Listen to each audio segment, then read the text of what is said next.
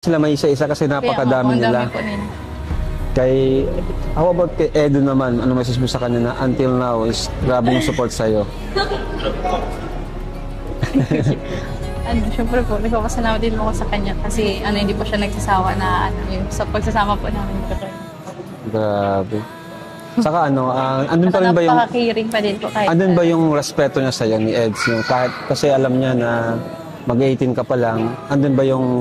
Ramdam mo ba yung kanyang respect, pagiging gentleman sa'yo? Naman po po yan. Talagang ano siya, Tsaka kahit bihira na lang po kami magkita, nagpapadala po siya doon ng pagkain. wow, sana all. Bakit Din po bihira sa- kayo magkita? Ano yung rason? Yung sa school nga po, may pasok po. May pasok ka, siya may tapos- scout naman po, siya nag-i-scout. Pero nakikita naman kayo? Off-cam? Siya po, yan. Aray ko. Joke lang. Grabe, nakakatuwa naman. Parang ang matured nyo parehas ni Eds.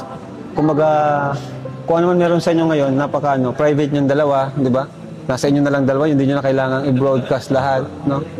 Ano yung regalo na gusto mong matanggap ngayong 18th birthday mo? Wala pa po yung Ha? Kahit hindi siya material na bagay, kahit prayer mo sa Panginoon, ano yun? Yung po, umamba pa po yung buhay ng mga magulang. Tapos, syempre po, yung makapagtapos po ako ng pag-aaral talaga po yun. Yun yung gusto mong regalo. Para Matagal pa yun. 18 ka pa lang, 18, 19, 20, 21. Sa 21 mo pa yun matatanggap yung makapagtapos ka. Yung ngayong 18, anong simpleng bagay na gusto mong matanggap mula sa ating Diyos o sa mga kaibigan mo, sa pamilya mo? Siguro po Kuya Rab, yung pagkakaisa na lang po sa community po ba yun ng Ang ganda nga nun. Yung parang, nga pala, matanong ko.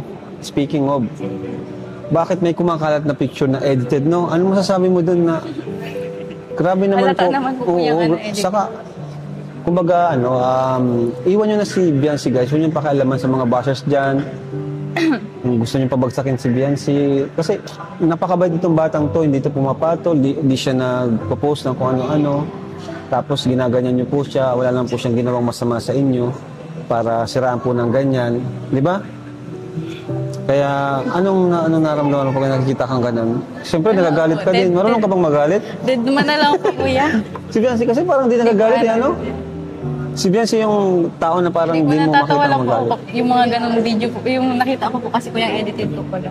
Natatawa na lang po ako dun. Oo, kasi sa ngayon kasi ang daming AI ay. Opo. Alam ko naman po Napakadali na lang. Tsaka na lang po yung maniniwala dun. Oo. Siguro hindi po totoo kung maniniwala sila. Ang mahalaga si Els, naniniwala sa'yo. Opo, ang bilis ng sagot. So yun, thank you so much mga kalingap. At salamat po. Abangan nyo na lang po yung mga susunod na kabanata sa buhay ni Biancy na magiging na siya.